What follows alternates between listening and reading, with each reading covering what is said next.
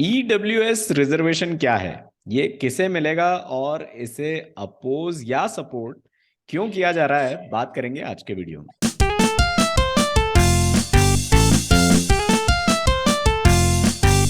हमारे देश में रिजर्वेशन का एक सिस्टम है उन ग्रुप्स के लिए जो सोसाइटी में किसी ना किसी वजह से, अलग अलग कारणों से आगे नहीं आ पाए। इसको देखने का एक तरीका ये भी है कि डाइवर्सिटी को प्रमोट किया जाए, हर ग्रुप के लोगों को रिप्रेजेंटेशन मिले। अब ये रिजर्वेशन एजुकेशन में है, जॉब्स में भी है। रिसेंटली सुप्रीम कोर्ट न्यूज में था ईडब्ल्यूएस कोटा से रिलेटेड जजमेंट को लेकर, जिसकी हम बात तो करेंगे ही। लेकिन उसके पहले ये समझना जरूरी है कि ईडब्ल्यूएस आखिर क्या है, ये कौन सा ग्रुप है। ईडब्ल्यूएस जो बाकी के ग्रुप्स हैं जिन्हें रिजर्वेशन मिलता है उनसे अलग कैसे है, या अलग है भी या नहीं। तो Abhishek, let's start with what EWS actually is. EWS एक इकोनॉमिकली वीकर सेक्शन है। जैसे कि आपने बताया कि इंट्रोडक्शन में कि जो समाज में जो जो वर्ग पिछड़ गए थे उनके रिजर्वेशन का एक प्रोविजन था हमारे कॉन्स्टिट्यूशन में कि अगर इनको मूल धारा में लाना है, जो सभी लोगों को साथ में लाना है, तो जो पिछड़े लोग हैं तो उनको हम रिजर्वेशन दे, ताकि वो जो समाज के जो आगे लोग बढ़ गए उनके साथ में आ सके, सबको समान अधिकार मिल सके। बेसिकली रिजर्वेशन था। अ, इसी में गवर्नमेंट ने 2019 में एक संविधान संशोधन किया, क्योंकि रिजर्वेशन आपको देना है तो उसका प्रोविजन संविधान में है। वो कुछ आपको नए वर्ग को जोड़ना है तो उसके लिए आपको संविधान में संशोधन करना पड़ता है। तो गवर्नमेंट ने 2019 में संविधान में संशोधन किया था। इसको 103 अमेंडमेंट, 100 103 अमेंडमेंट था ये। इसके पहले 102 अमेंडमेंट हो गए संविधान में, इस बार ये अमेंडमेंट नंबर 103 था। तो इसमें जो जो हमारे संविधान में आर्टिकल 15 और आर्टिकल 16 है, उसमें संशोधन करके ईडब्ल्यूएस कैटेगरी है, इकोनॉमिकली वीकर सेक्शन, उसको उन्होंने रिजर्वेशन दिया था। अब ईडब्ल्यूएस की डेफिनेशन क्या है? ईडब्ल्यूएस की डेफिनेशन ये है कि अगर आपकी फैमिली इनकम 8 लाख से कम है तो आप ईडब्ल्यूएस कैटेगरी में आएंगे। इसमें जो फैमिली एनुअल इनकम है, इनकम। इसमें सभी इनकम आ जाएगी, एनुअल इनकम। तो इसमें सभी इनकम आ जाएगी आपकी, जो अगर आप जॉब करते हो तो जॉब से जो सारी सैलरी मिलती है वो, और अगर आपकी कुछ एग्रीकल्चर लैंड है उससे जो आपकी इनकम हो रही है वो, या तो प्रोफेशनल इनकम हो रही है, रेंट इनकम हो रही है, टोटल आपकी इनकम जो फैमिली इनकम है, एनुअल इनकम, वो 8 लाख से कम होना चाहिए। दूसरा इसमें क्राइटेरिया था कि अगर आपके पास 5 एकड़ से कम एग्रीकल्चर लैंड है, 8 लाख से कम तो फैमिली इनकम होना ही चाहिए, और 5 लाख, 5 एकड़ से कम एग्रीकल्चर लैंड होना चाहिए, तो अगर आप ईडब्ल्यूएस कैटेगरी में आएंगे। जो आपके रेसिडेंशियल फ्लैट है या जहाँ पे आप रहते हैं, उसका एरिया 200 स्क्वायर मीटर से कम होना चाहिए। ये म्युनिसिपल कॉर्पोरेशन में, यानी जो नगर पालिका के जो की सीमा में जो क्षेत्र आते हैं, उसके लिए क्राइटेरिया था ना, आपके घर का जो एरिया है वो 200 स्क्वायर मीटर से कम होना चाहिए, तो आप ईडब्ल्यूएस कैटेगरी में आएंगे। इसके लिए आपको इनकम एंड एसेट सर्टिफिकेट बनाना पड़ेगा, जो कि तहसीलदार या उससे अभाव, जो उससे बड़ा जो अधिकारी है वो बना के देगा, और हर साल इस सर्टिफिकेट को आपको रिन्यू कराना पड़ेगा। तो इस आधार पे आपको गवर्नमेंट जॉब्स में और एजुकेशन इंस्टीट्यूट्स में रिजर्वेशन मिलने वाला था। ठीक है, तो ये तो ईडब्ल्यूएस की बात हुई। अब ऑब्वियसली इसमें और भी क्वेश्चंस होते हैं, जैसे हर साल उस सर्टिफिकेट को रिन्यू कराना है। क्या हो अगर 3 साल बाद मैं उस कैटेगरी में अब नहीं हूँ, तो आगे क्या होगा? क्या मेरा जॉब या जो भी मैं स्टडी कर रहा हूँ वो कंटिन्यू रहेगा या नहीं? ऐसे कुछ क्वेश्चंस हैं भी। ज़रूरी नहीं है कि इन सब के आंसर अभी हमारे पास हों, या गवर्नमेंट ने इनके क्लैरिफिकेशन भी दिए हों। लेकिन इसको सपोर्ट या इसको अपोज करने के पीछे क्या पॉइंट्स हैं अभिषेक?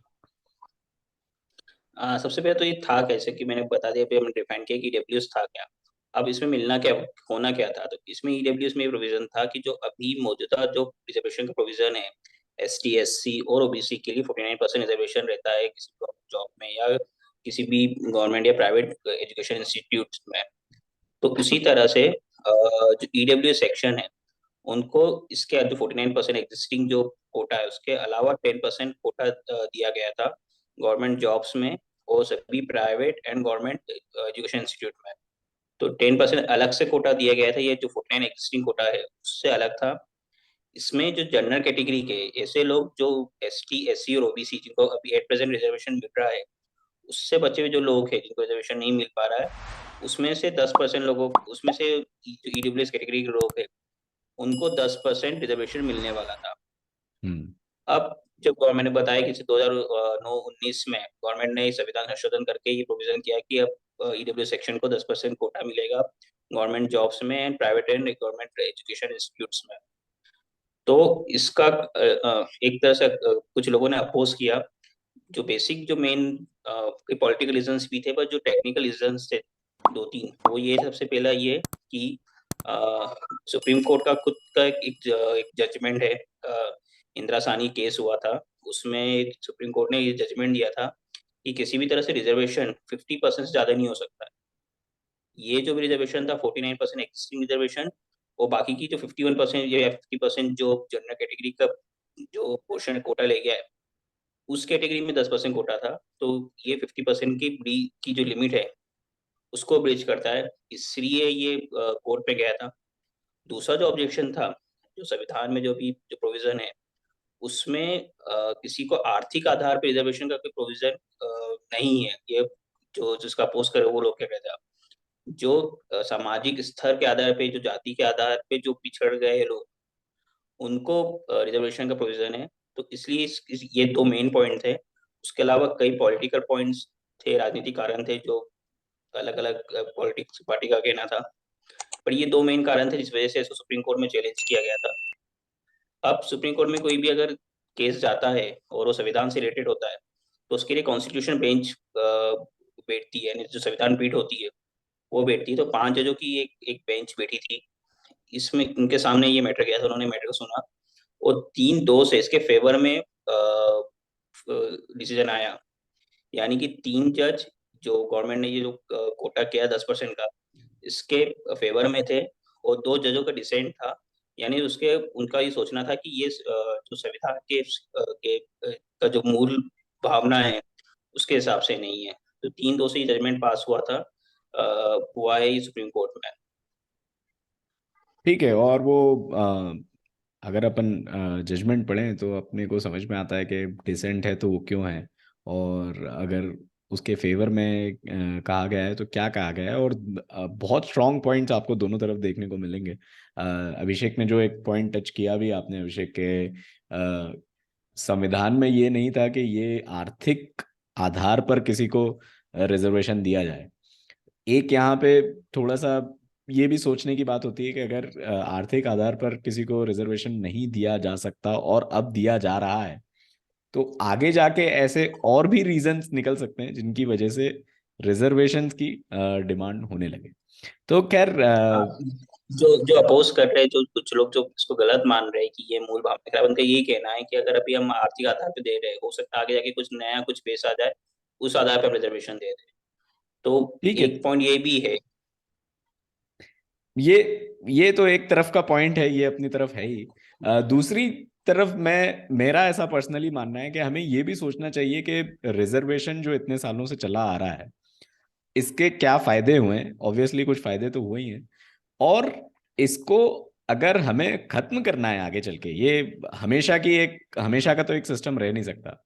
इसको अगर खत्म करना है आगे चल के, तो उसके लिए क्या कदम गवर्नमेंट ने उठाए, या क्या कदम किन एजेंसीज ने उठाए हैं कि जिनसे ये ग्रुप्स जिन्हें ये रिजर्वेशन मिलता है उनको और सोसाइटी में दूसरे ग्रुप्स के साथ, सबके साथ एक रिप्रेजेंटेशन मिले और सबके साथ जुड़ने का मौका मिले।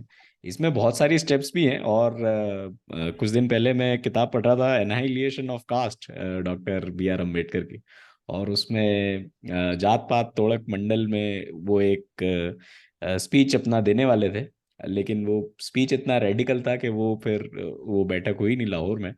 वो बैठक हुई नहीं, उनको बैठक ही मतलब स्थगित करना पड़ी। और उसमें उन्होंने कुछ पॉइंट्स बताए भी हैं कि कास्ट को कैसे हटाया जाए। और एक पॉइंट जो काफी आइडियाज तो काफी रेडिकल भी हैं, लेकिन एक पॉइंट उन्होंने जो दिया था वो ये भी था कि इंटरकास्ट मैरिज को आपको प्रमोट करना पड़ेगा, ताकि कुछ जनरेशन्स बाद कास्ट का एक जो सिस्टम है वो बहुत ज़्यादा डाइल्यूट हो सके।